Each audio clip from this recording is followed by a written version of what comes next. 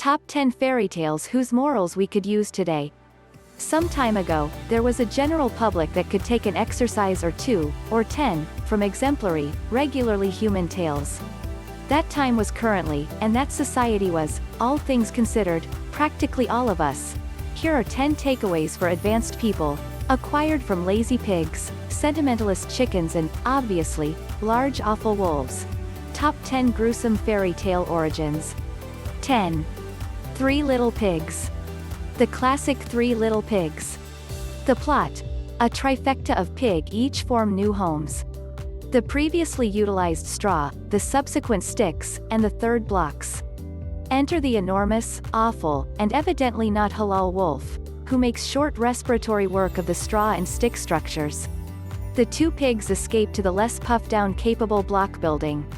The wolf endeavors a chimney stack passage home intrusion, yet arrives in bubbled water and perishes.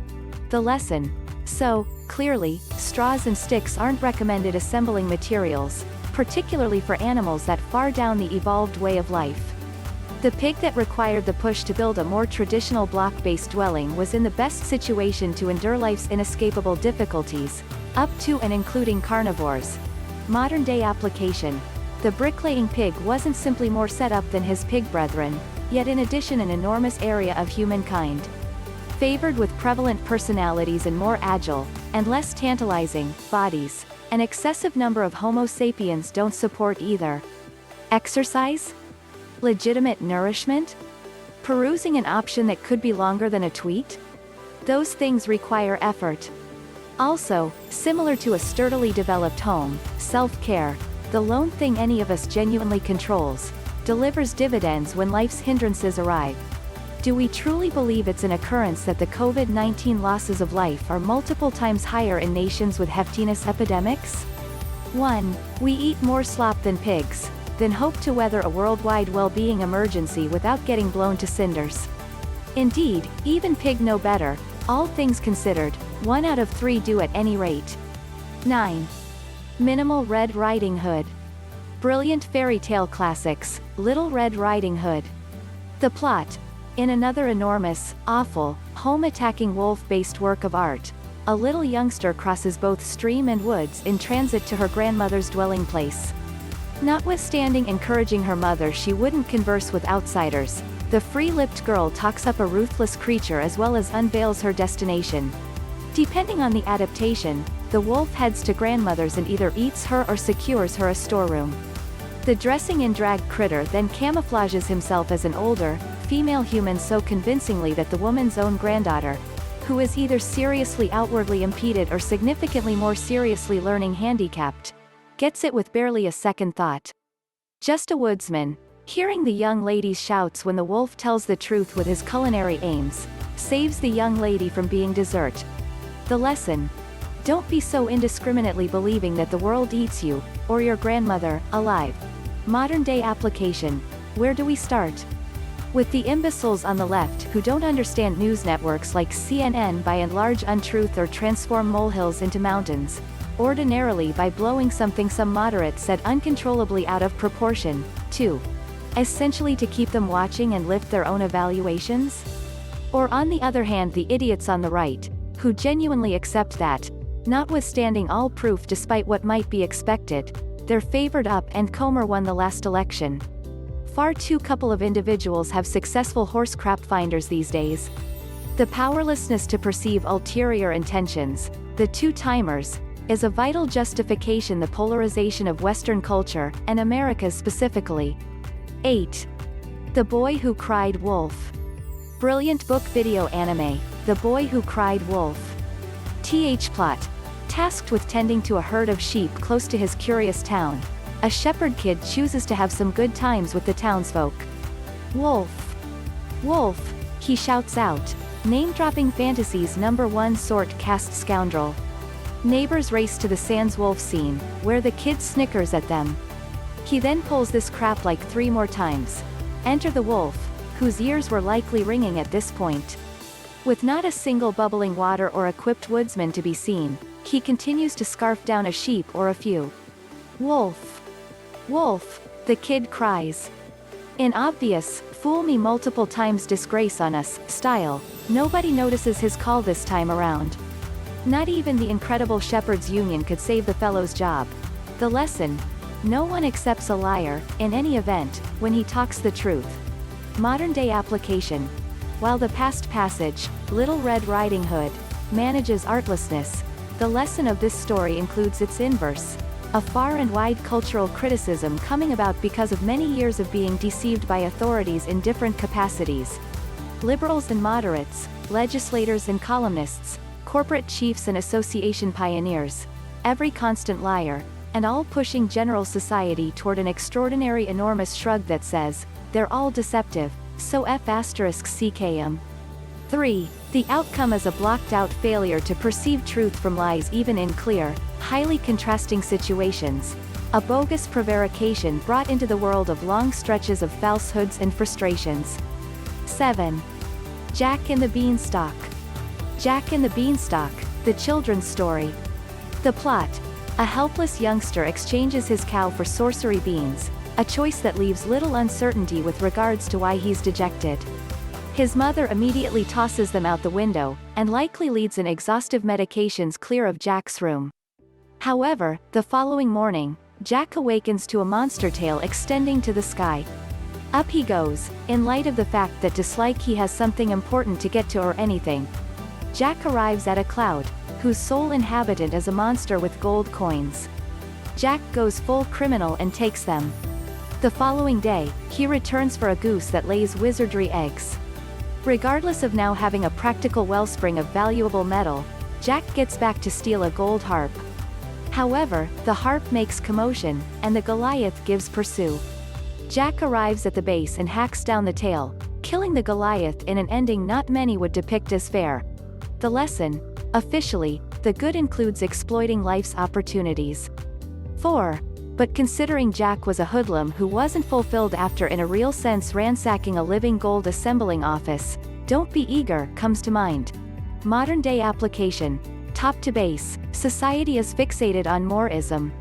From enterprises who spot momentary investor benefits over mindful corporate populace, to normal people who figure their next buy will be the path to satisfaction, an excess of never is by all accounts enough. Aggregating abundance while deteriorating individual qualities is a way to moral chapter 11. 6. The Ugly Duckling. The Ugly Duckling, HCA, the fairytaler. The plot: a duckling is incubated that is absolutely the Billy of the Baldwins. Unusual looking, deformed and relatively ugly. Indeed, even the duckling's mother won't concede she made something so terrible. If such conduct is ordinary, Colin Hanks is one fortunate guy. Anyway, the duckling flees and, from the start, the world agrees. A mean old woman and some incel washout call the child bird ghastly. In any case, a benevolent rancher takes the duckling home to brave the cold weather months. At the point when the duckling gets back to the lake, its appearance in the water shows a wonderful swan. In my rendition, the swan then homicides its mother and kin, yet that is most likely not what happened. The lesson: judging somebody by their disparities isn't just uncalled for yet regularly short-sighted. Modern-day application. Expelling somebody from the herd for their disparities? Sounds like drop culture to me. Truly alluring or not, individuals do appalling things, they commit errors, have bogus suppositions, act hastily. The absence of absolution and resistance in current culture is undesirable and, lamentably, one more descending trend exacerbated by friendly media. Furthermore, tribalism is naturally monstrous. On the left, this implies barring individuals from reformist character governmental issues exclusively in light of the fact that their sex, skin tone or sexual direction makes it difficult to totally understand. Also, on the right is seen a comparative grotesqueness, scapegoating of minorities, with the ascent in COVID-driven brutality against Asian Americans. 5. The most recent model. 5. Chicken Little. Chicken Little. The plot: an imprudent fowl gets bonked on the head when an awkward squirrel drops an oak seed. The shot carries far away, leaving the concussed chicken dumbfounded with respect to his migraine source. So the minute chicken, who clearly watches a great deal of Link News, chooses the sky is falling. He changes over a few companions into co-plotters, and they take their case to the king. Unconvinced of the sky's pending breakdown, His Highness drives the true jury back to the location of the crime. At the point when the squirrel appears inquisitive about his missing nut, the matter is settled to everybody's satisfaction. The lesson: catastrophizing every single obstruction, or on the head, is doomsayer and silly. Modern-day application. Obviously, a wide exhibit of media sources dramatically overemphasize things uncontrollably, or stretch sensibly significant stories into weeks long, all burning through ones. CNN making a phony cockpit. 6. During month-long, non-stop inclusion of a missing plane comes to mind. Equally absurd is the clownish catastrophizing in which ordinary residents draw in, particularly via web-based media. Favored with a bullhorn, braggarts all over make world-ending emergencies out of their exclusive focus tasks and annoyances, going after best online dramatic performance against an endless string of other exaggerators. My most loved is the point at which a D-list big name passes on and a large portion of the internet goes full-scale digital casket jumper, behaving like Gandhi just got executed in an indecent manner to cause to notice themselves. 4. The Emperor's New Clothes. The Emperor's New Clothes, full animated story, old version. The plot: a design-cognizant ruler was a mobile, who wore it better. Image. Seeing his shortcoming, self-fixated vanity, two criminals sold him on charging his most fantastic attire yet. The new outfit, they asserted, would be so fine just keen people could see it, while regular nitwits saw nothing at all. Soon, the ruler's men halted in for a status report. They saw the cheats cutting meager air with scissors, however, to secure their illustrious rep, told the head the suit was showing up fine and dandy, much appreciated. At the point when the fake all that textures were finished, the sovereign, as well, gone about as though he danced about town in his new suit, his birthday suit, to be careful. Townsfolk challenged not location the uncovered illustrious gems until a small kid, untainted by a general public buttressed by baloney, at long last uncovered the exposed truth. The lesson: don't let dread of public reproach hold you back from expressing a plain truth. Modern-day application. 2 words: runaway wokeness.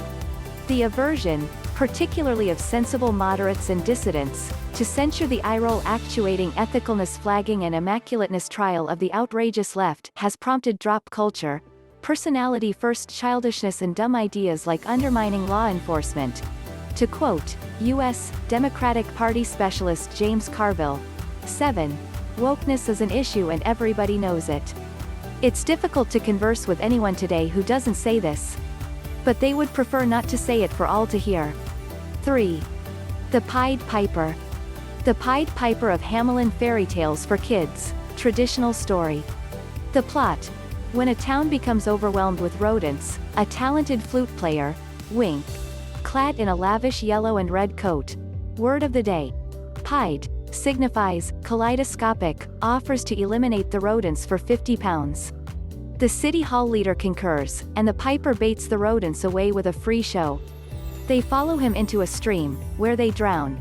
Despite killing administrations rendered, the civic chairman, a notable dick, scams are legend.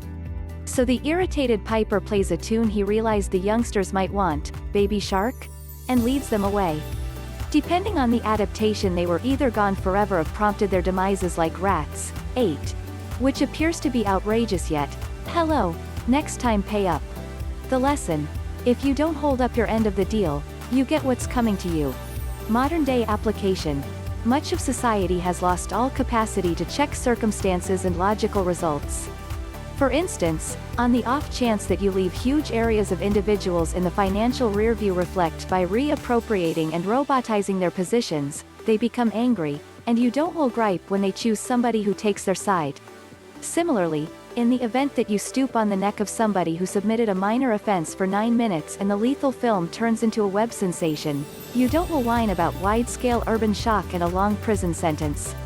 In the event that you treat individuals with reasonableness, regard and goodness, kickbacks can be limited or kept away from altogether. 2.